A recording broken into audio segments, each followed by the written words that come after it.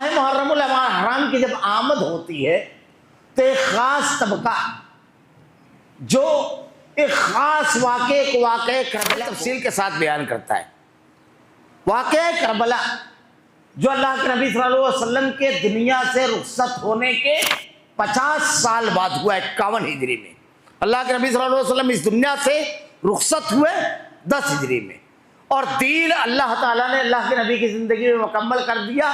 الیوم اکملت لکم دینکم واتممت علیکم نعمتی ورضیت لکم الاسلام دینا.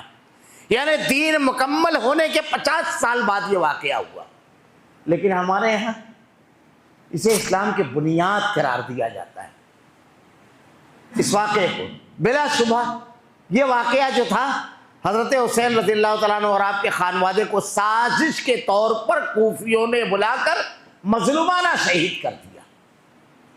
ان کے ساتھ سازش کی گئی اور یہ صحابہ کرام سمجھ گئے تھے, اسی لیے ہر کسی نے آپ کو روکا. لیکن واقعہ کربلا جو بیان کیا جاتا ہے تو ایسا تاثر دیا جاتا ہے کہ اسلامی تاریخ میں صرف یہی ایک واقعہ ہوا قربانی کا, عزیمت کا, دین کے لیے شجاعت, یہ تمام چیزوں کا. یہ صرف یہ بیان نہیں کیا جاتا بلکہ وہ تمام واقعات بھلا دیے جاتے ہیں, فراموش کر دیے جاتے ہیں جو اسلام کے لیے, دین کے لیے صحابہ کرام نے کیے.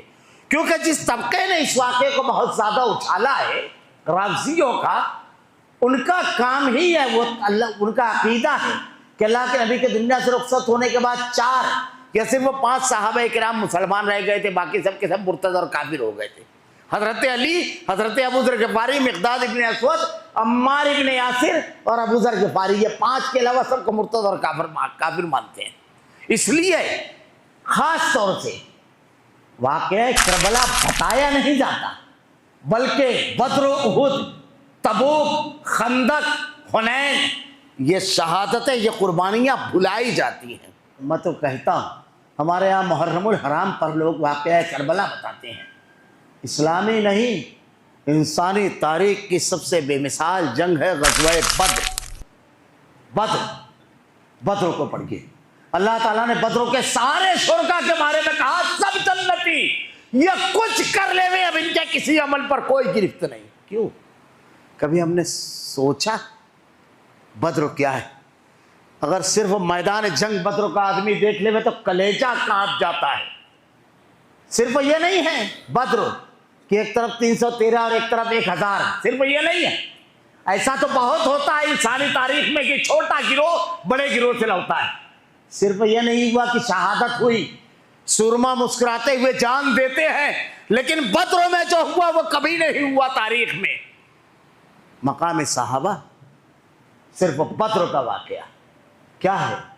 اللہ کے نبی صلی اللہ علیہ وسلم کہتے ہیں یہ میری کل جمع پونجی, اگر یہ ختم ہو گئے تو قیامت تک کوئی تیرا نام لینے والا نہیں رہے گا. میدان بدر یہ مقام صحابہ ہے, اپنے خون کے مقابل تلواریں لے کر کھڑے ہوئے. میں ہلکا سا اشارہ کروں, یہ میرا عنوان نہیں ہے. بدر کیا آپ دیکھیے, اس طرف کھڑا ہے باپ, اس طرف کھڑا ہے بیٹا حضرت حذیفہ, سامنے کھڑا ہے آپ کا باپ عتبہ, سامنے کھڑا ہے آپ کا چچا شیبہ, سامنے کھڑا ہے آپ کا بھائی ولید, اس طرف کھڑے ہیں ابو بکر صدیق, سامنے کھڑا ہے آپ کا بیٹا عبد الرحمن, اس طرف کھڑے ہیں مصعب ابن عمیر, سامنے کھڑا ہے آپ کا بھائی حفیظ ابن عمیر, اس طرف کھڑے ہیں حضرت عمر, سامنے کھڑا ہے آپ کا ماموں عمرو بن حاص, اس طرف کھڑے ہوئے ابو عبیدہ بن جراح, سامنے کھڑا ہے آپ کا باپ, اس طرف کھڑے ہیں اللہ کے نبی, سامنے کھڑا ہے آپ کا داماد, اس طرف کھڑے ہیں علی, سامنے کھڑا ہے آپ کا بھائی عقیل, اس طرف کھڑے ہیں حمزہ, سامنے کھڑا ہے آپ کا بھائی حارث. آپ تاریخ اٹھا کر دیکھیے, باپ کے سامنے, بھائی کے سامنے مقابل کھڑے, اور صرف کھڑے نہیں, کوئی پیش تو کرے تاریخ میں ایسا منظرنامہ. یہ ہے بدر.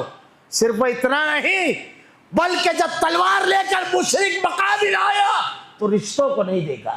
ابو عبیدہ بن جراح نے اپنے والد کو, حضرت عمر نے اپنے ماموں کو, ابو بکر صدیق کا بیٹا کہتا ہے کہ آپ میری تلوار کی زد میں آ گئے تھے, لیکن اس لیے میں نے چھوڑ دیا کہ آپ میرے باپ تھے. ابو بکر صدیق, اللہ اپنی بے شمار رحمت نازل فرما, کہتے ہیں کہ اگر تو میرے مقابل آتا تو میرے ہاتھوں میں جنبش نہیں ہوتی. یہ حضرت عمر رضی اللہ تعالیٰ نے اپنے ماموں ہشام, عمرو بن ہشام, چھوڑا نہیں, قتل کر دیا.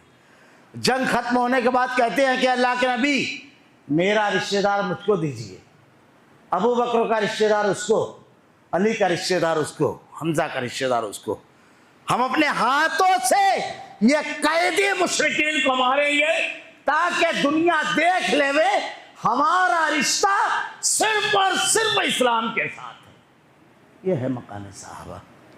یہ میں صرف اشارے کر رہا ہوں، ورنہ اس عنوان کا گھیراؤ کرنا، وہ کیسے اللہ کے راستے میں جانوں کو قربان کرنے والے تھے۔ عبداللہ بن جحش کا واقعہ پڑھیے، دیگر صحابہ کرام کا واقعہ پڑھیے، عمیر بن حمام کا واقعہ پڑھیے، کیسے اللہ کے راستے میں جان قربان کرنے والے تھے صحابہ کرام۔